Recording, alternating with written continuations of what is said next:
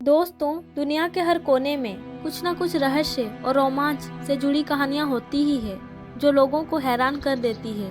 इसमें से कुछ बेहद ही डरावनी भी होती है। आज हम आपको भारत के एक ऐसे रहस्यमयी गांव के बारे में बताने जा रहे हैं जहां से रातों रात हजारों लोग गायब हो गए थे। यह गांव राजस्थान के जैसलमेर से 18 किलोमीटर दूर है, जिसे कुलधरा गांव के नाम से जाना जाता है।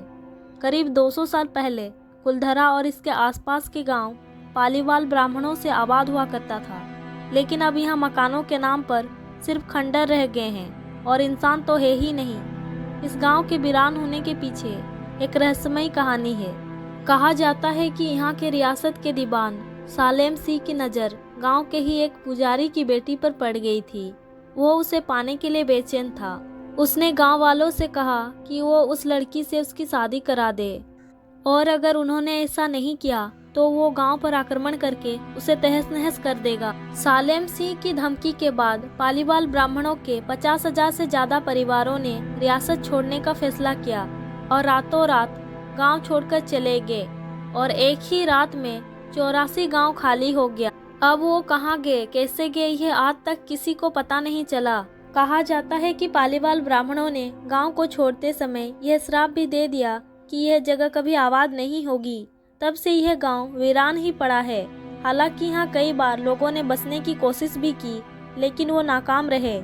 खाली गांव होने के पीछे एक कहानी और प्रचलित है।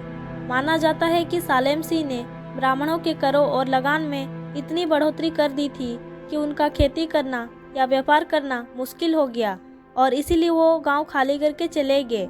लोगों का मानना है कि अब यह गांव रूहानी ताकतों के कब्जे में है, जो यहाँ घूमने फिरने के लिहाज से आने वाले लोगों को अपनी मौजूदगी का एहसास कराती है।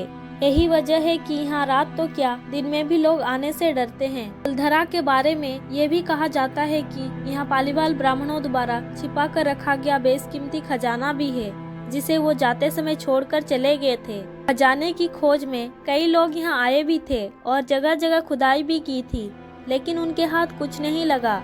हालांकि अब ये गांव पुरातत्व विभाग के संरक्षण में है। दिन में यहाँ पर्यटन घूमने के लिए आते रहते हैं।